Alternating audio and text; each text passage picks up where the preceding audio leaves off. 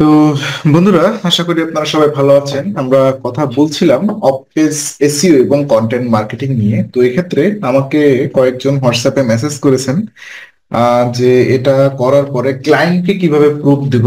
I mean, যারা fibre আপওয়ার্কে কাজ করতে যাচ্ছেন, এটা নিয়ে সার্ভিস দিতে যাচ্ছেন। ওকে, সো এটা শুধু লোকাল এসইও না, ওভারঅল যদি আপনি যে কোনো ইন্ডাস্ট্রির জন্য আপনি ব্যাকলিংক ক্রিয়েট করলে সেটা ক্লায়েন্টকে কিভাবে প্রুফ দেওয়া যায়। আই মিন, আমি গত ভিডিওতে বলেছিলামও, এটা আমি যখন একটা ভিডিও করে দিয়ে দেবো। ঠিক আছে, এটা আমি এখন দিয়ে দিচ্ছি। দেখেন, আমি জেনারেলি যেটা করার চেষ্টা করি সেটা হচ্ছে, আপনার অলওয়েজ গুগলের লাইভ, এই যে আপনার গুগল শিট ইউজ করবেন। এখন কিন্তু আর ওই যে এক্সেল, কি বলে এটা, মাইক্রোসফট এক্সেল টেল, এইগুলার যুগ নেই। আপনি এখান থেকে লাইভ একটা শিট ইউজ করবেন। ঠিক আছে, মনে করেন এখানে ক্লায়েন্ট গ্রুপ লিখলেন। ও শিট,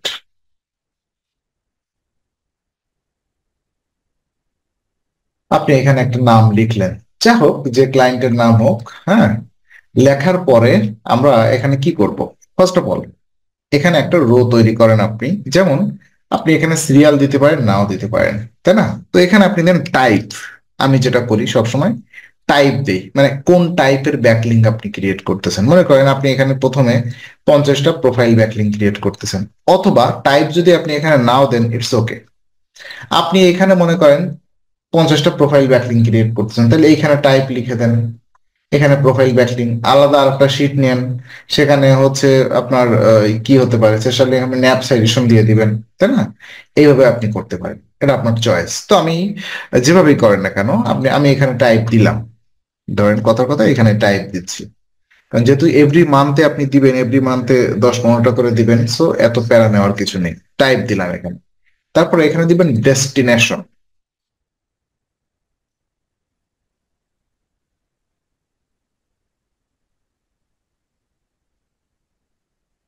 ওকে, ডেস্টিনেশন মানে কি? ডেস্টিনেশন মানে আপনি কোথায় এই ব্যাকলিংটা ক্রিয়েট করতেছেন, রাইট? তো আমরা কোথায় করেছিলাম? আমরা আহ, আচ্ছা, এইখানে একটা ব্যাকলিং ক্রিয়েট করেছিলাম, কি নামে?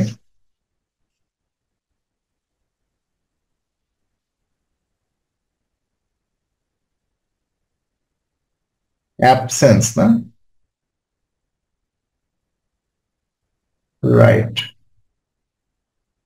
কোথায় করেছিলাম আমার তো মনে নেই, মেবি এইখানে। রাইট, এখানে করেছিলাম আমরা অ্যাবসেন্স। এই প্ল্যাটফর্মে আমরা একটা ব্যাকলিং ক্রিয়েট করেছিলাম, তাই না? তো এখানেও পাচ্ছি না খুঁজে। এনিওয়ে, মনে করেন অ্যাবসেন্স টেন্স বাদ আমরা হচ্ছে এই যে এক্স হ্যান্ডেলে একটা ব্যাকলিং ক্রিয়েট করছি। তাহলে আমার ডেস্টিনেশন লিঙ্ক কোনটা হবে? x.com। আমি এখানে একটা ব্যাকলিং ক্রিয়েট করব, তাই না?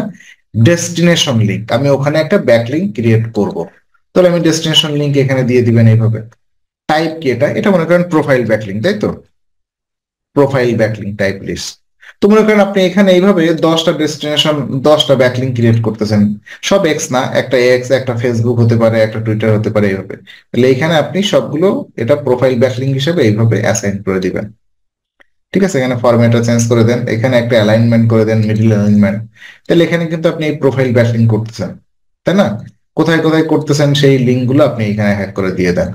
তো এটা ধরেন ফেসবুক, এটা হচ্ছে এক্স হ্যান্ডেলের হিসাব, অন্যগুলো বাদ দিয়ে কনফিউজ হয়ে যেতে পারে। এই শাড়িটা আমরা একটু কালার করে দিবেন, এটা সুন্দর একটা কালার দিয়ে দেন এখান থেকে। আমি যেটা করি, ব্ল্যাক কালার দিই অলওয়েজ, আর ভিতরে দিয়ে দিই হোয়াইট কালার। হ্যাঁ, ও শিট, ব্ল্যাক কালার, আর আপনারা ভিতরে দিয়ে দিবেন এই যে হোয়াইট কালার। এটা চাইলে একটু বোল্ড করে দিতে পারেন, এত প্যারা নেওয়ার দরকার নেই। এবং এই যে এক্স হ্যান্ডেলে আপনি একটা অ্যাকাউন্ট ক্রিয়েট করবেন, এর ডিএ কত, এর স্প্যাম স্কোর কত, সেটা আপনি ফাইন্ড আউট করে নিয়ে আসেন। ডি এবং স্প্যাম স্কোর আপনারা সবাই মজ থেকে দেখবেন, ডেফিনেটলি এটা দরকার আছে। হ্যাঁ, কারণ আমাদের ওই সকল ওয়েবসাইট থেকে ব্যাকলিং নেওয়া উচিত যার ডোমেইন অথরিটি বেশি এবং স্প্যাম স্কোর কম। তো দেখেন, আমাদের মজ যদি আপনাদের অ্যাকাউন্ট না থাকে, আপনারা ওই যে ওয়েবসাইট ডিএ চেকার লিখে সার্চ দিবেন, যে কোনো এরকম, এই যেমন এটা কি আসছে, ওয়েবসাইট এসইও চেকার, আপনারা এইখানে আপনাদের দিয়ে দেন এই যে x.com, এর ডোমেইন অথরিটি কত, এই ডোমেন অথরিটি কত, 95 দেখতে পাচ্ছি। মজের ডোমেন অথরিটি, স্প্যাম স্কোর 50। ও মাই গড, যদি এটা সমস্যা না, এগুলা স্প্যাম স্কোর আসলে এভাবে কাউন্ট করা হয় না। কত দেখলাম আমরা, 95,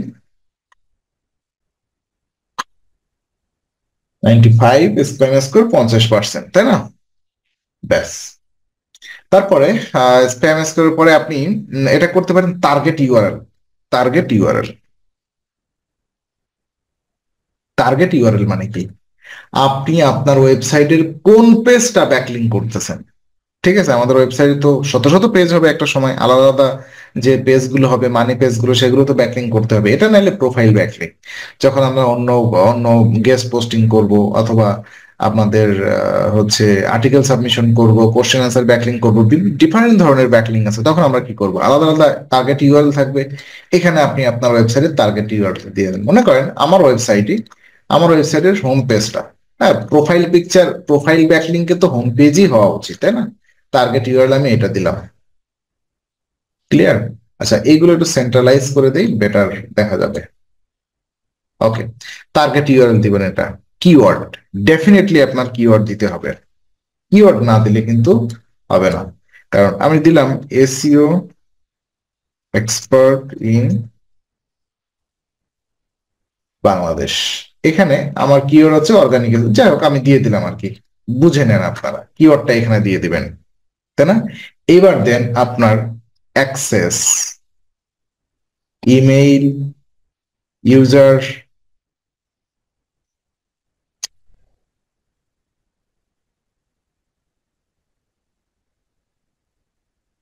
এর মানে কি? আপনি যে এই যে এক্স হ্যান্ডেলে যে একটা অ্যাকাউন্ট ক্রিয়েট করছেন, এর কোন ইমেইল দিয়ে করছেন সেই ইমেইলটা আপনি এখানে দিয়ে দিবেন, ইউজার নেম দিয়ে দিবেন, ইউজার অ্যাড্রেসটা দিয়ে দিবেন, পাসওয়ার্ডটা দিয়ে দিবেন। কেন দিয়ে দিবেন ভাই এইগুলা? এইগুলো আপনাকে দিতে হবে এই জন্য, ক্লায়েন্ট যদি মনে করে যেন সে তার প্রোফাইলে ঢুকে দেখতে পারে যে এখানে আপনি কাজ করছেন।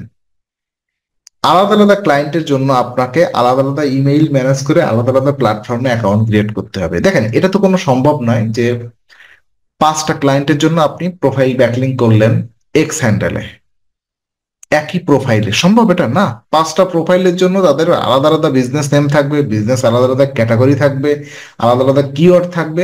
5টা অ্যাকাউন্ট আপনাকে ক্রিয়েট করতে হবে। এক্ষেত্রে কি হয়, ম্যাক্সিমাম ক্ষেত্রে ক্লায়েন্টের থেকেই আমাদের কিন্তু ইমেইলটা নিয়ে নেওয়া উচিত। তো কিছু ক্লায়েন্ট আপনি দেখবেন 10 জনের ভিতরে এরকম 5-7 জন ক্লায়েন্ট বলবে যে ভাই আমার এত সময় নেই, তো ম্যাক্সিমাম ক্লায়েন্ট দিয়ে দিবে, হ্যাঁ।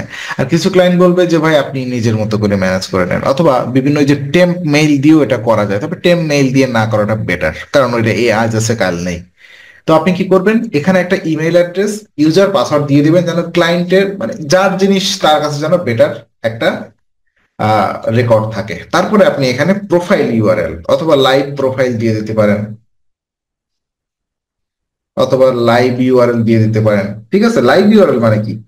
এই যে ভাই আপনি এক্সে একটা অ্যাকাউন্ট ক্রিয়েট করছেন, তাই না?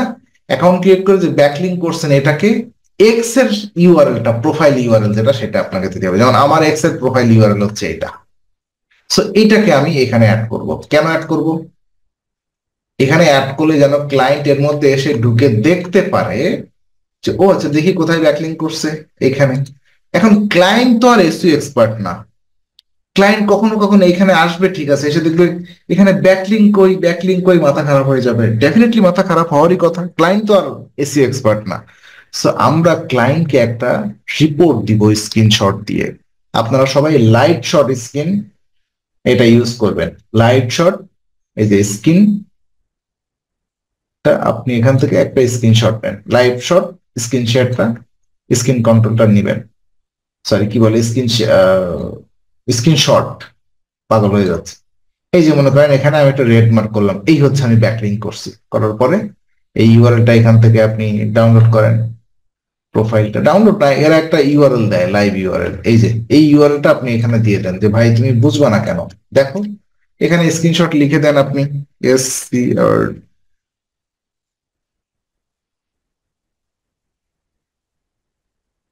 ব্যাস, স্ক্রিনশট এখানে লিখে দেন। এখানে ডেটটা দিয়ে দিন ভাই, এবং স্ট্যাটাস। এটা কি নো ফলো নাকি ডু ফলো? হ্যাঁ, তো এটা নো ফলো নাকি ট্রু ফলো, এটা আপনাদের হচ্ছে অনেক বড় একটা স্ট্র্যাটেজি। এটা নিয়ে কথা বললে আমাদের অনেক সময় লেগে যাবে। এই ব্যাপারটা এখন বাদ থাক, কারণ আপনারা লোকাল এসিতে নো ফলো ডু ফলো এত বিবেচনা করার দরকার নেই। তবুও আমি আপনাদের লিটল বিট বলতে পারি যে যদি কোনো লিঙ্ক স্ট্রাকচারের মধ্যে আপনারা দেখেন নো ফলো নো রেফারেল অথবা নো ফলো নো রেফারেল অথবা এরকম নো জাতীয় কোনো ওয়ার্ড যদি থাকে, আপনি সেটা মনে করবেন নো ফলো ব্যাকলিঙ্ক। ঠিক আছে, এটাকে আমরা ইন্সপেক্ট করে এখান থেকে দেখতে পারি, যে ইন্সপেক্ট করে অথবা বিভিন্ন টুলস আছে, সেই টুলস দিয়ে আমরা দেখতে পারি কিভাবে এই যে ব্যাকলিঙ্ক গুলো নো ফলো নাকি ডু ফলো। এখানে ইন্সপেক্ট করে আপনি এই যে লিঙ্কের স্ট্রাকচারটা একটু দেখবেন। তো দেখি আমি আসলে এখান থেকে, কঠিন এর মধ্যে খুঁজে বের করা। ওকে, এইখানেই আছে। এই হচ্ছে আমাদের ব্যাকলিঙ্ক স্ট্রাকচারটা। এই হচ্ছে আমাদের ব্যাকলিঙ্ক স্ট্রাকচারটা, আমি কপি করে নিয়ে আসলাম। দেখেন এই যে,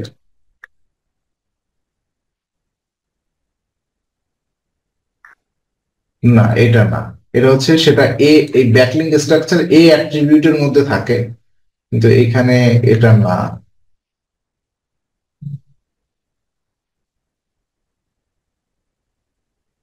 এখানে এ অ্যাট্রিবিউট কোনটা? এটা।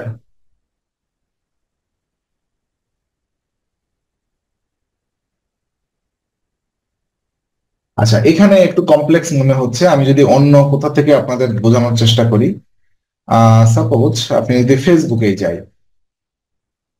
অথবা ওয়েবসাইটে যাই, এই সোশ্যাল মিডিয়া থেকে মাথা নষ্ট হয়ে যাবে।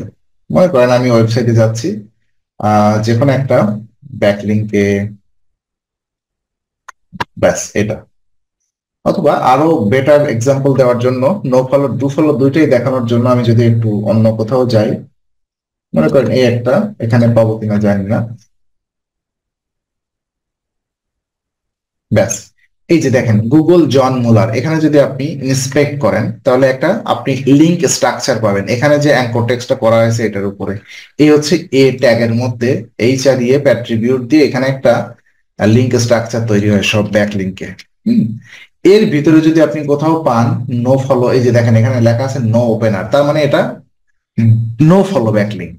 আপনি যদি এরকম লিঙ্ক স্ট্রাকচারের মধ্যে, লিঙ্ক স্ট্রাকচারটা এরকম হবে কিন্তু এ অ্যাট্রিবিউটের মধ্যে এই সরি এ ট্যাগের মধ্যে এইচ আর ইএফ অ্যাট্রিবিউট, তার মানে এইটা হচ্ছে আপনার ডেস্টিনেশন লিঙ্ক বলা হয়। তার মানে ক্লিক করলে এখানে চলে যাবে। আর যে ফ্রেজের উপরে, যেমন গুগলস জন মোলার, এই ফ্রেজটাকে বলা হয় অ্যাঙ্কর টেক্সট। এটার উপরে যদি ব্যাকলিঙ্ক করা থাকে এটাকে, এটা নো ফলো ব্যাকলিঙ্ক। আর ডু ফলো ব্যাকলিঙ্ক করতে যেমন এটা, এটা ডু ফলো ব্যাকলিঙ্ক। ঠিক আছে, এটা কিভাবে বুঝবেন? মানে আমার তো জানা আছে তাই। ইন্সপেক্ট করেন, এখানে দেখেন no follow no opener no referral, এই ধরনের কোনো হচ্ছে লেখা কোনো ওয়ার্ড এর মধ্যে কিন্তু নেই। সো এটা ডু ফলো ব্যাকলিঙ্ক।